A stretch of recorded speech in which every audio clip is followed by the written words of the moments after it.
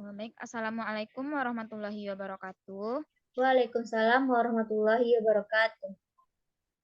Alhamdulillahirrabbilalamin. Puji dan syukur marilah kita ucapkan atas kehadiran Allah Subhanahu wa Ta'ala yang telah melimpahkan rahmatnya sehingga kita bisa presentasi pada hari ini. Selanjutnya, salawat beserta salam tak lupa pula kita kirimkan kepada arwah Nabi besar Muhammad Sallallahu Alaihi Wasallam.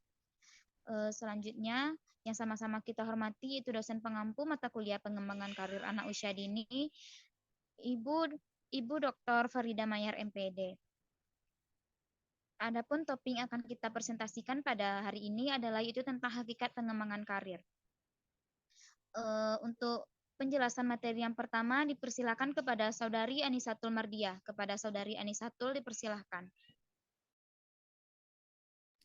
Kedudukan pengembangan karir. Karir dalam bahasa Belanda, karir yang artinya adalah perkembangan dan kemajuan dalam pekerjaan seseorang. Kata ini juga bisa berarti jenjang dalam sebuah pekerjaan tertentu. Karir merupakan kebutuhan yang harus terus ditumbuhkan dalam diri seseorang tenaga kerja sehingga mampu mendorong kemajuan kerjanya. Karir merupakan istilah yang didefinisikan oleh Kamus Bahasa Indonesia sebagai perkembangan dan kemajuan baik pada kehidupan, pekerjaan, atau jabatan seseorang.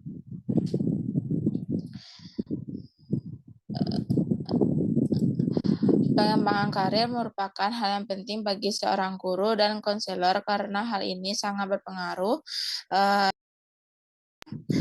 setidaknya terhadap kepuasan kerja dan peningkatan penghasilan.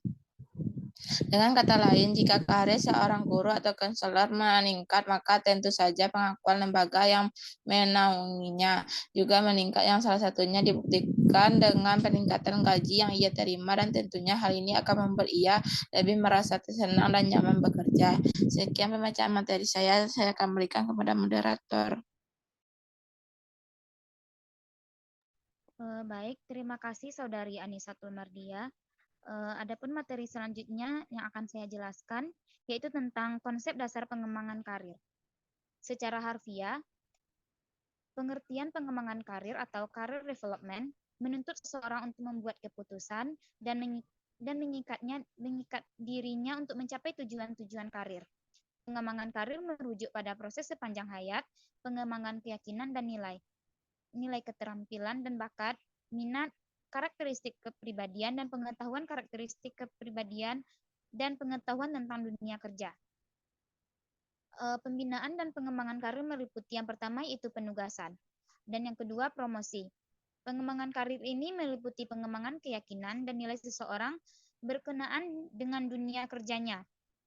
Maksudnya di sini adalah orang tersebut harus meyakini dari kebenaran yang ia lakukan atau pekerjaan yang ia tekuni saat ini untuk kehidupannya dan menerapkan nilai-nilai yang mendorong kemajuan kehidupannya.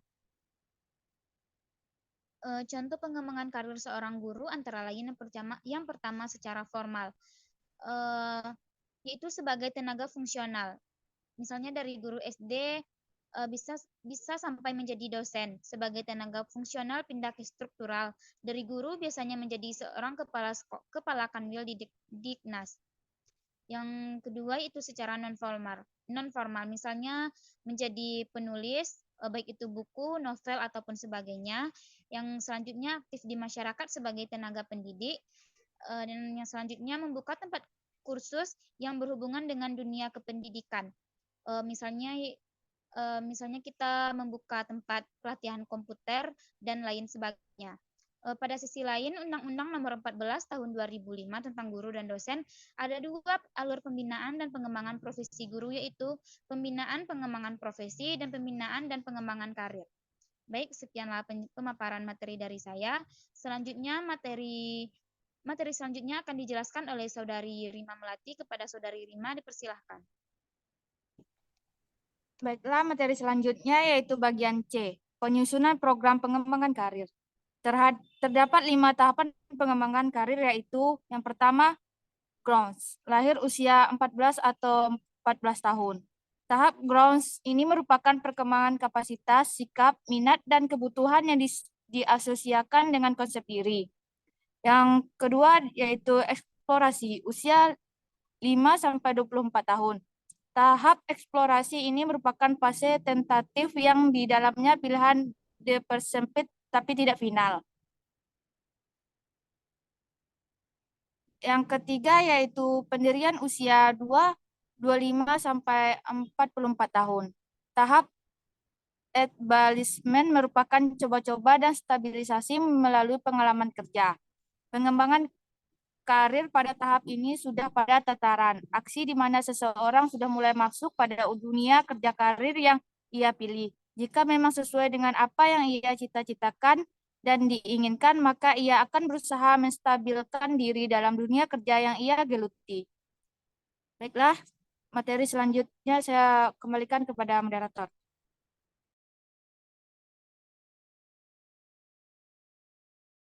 Baik, terima kasih kepada Saudari Rima Melati. Materi berikutnya akan dijelaskan oleh Saudari Vina Delmi Putri. Kepada Saudari Vina, dipersilahkan. Baik, terima kasih moderator. Materi selanjutnya yaitu D, maintenance, usia 45 sampai 64. Tahap ini merupakan proses penyesuaian yang terus-menerus untuk meningkatkan posisi dan situasi kerja. Tahap ini merupakan proses penyesuaian yang terus-menerus untuk meningkatkan posisi dan situasi kerja. Yang E yaitu Dexlin, usia 65. Tahap ini merupakan pertimbangan yang pra-pensiun, keluar kerja, dan pensiun.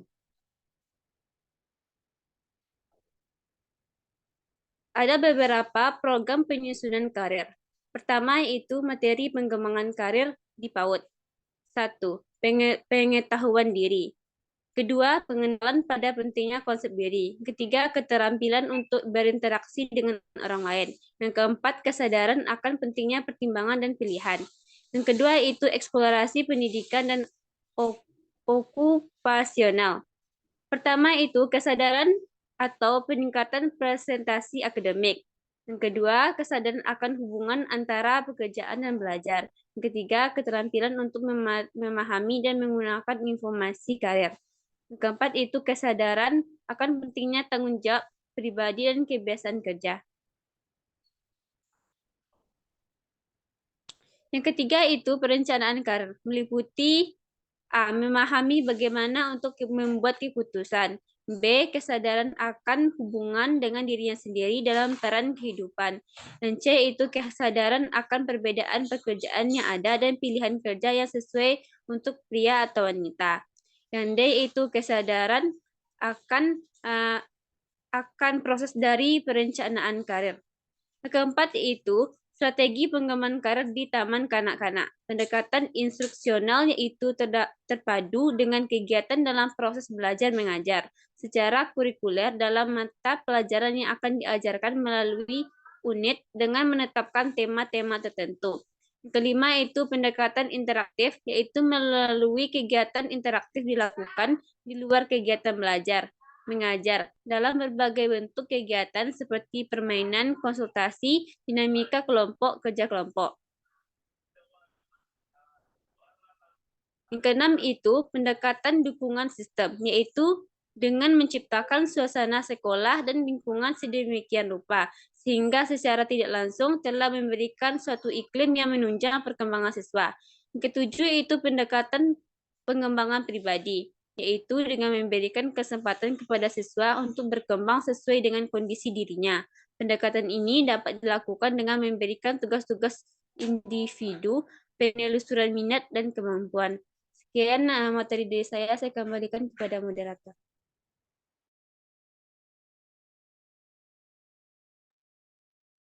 Baik, terima kasih kepada Saudari Vina Delmi Putri.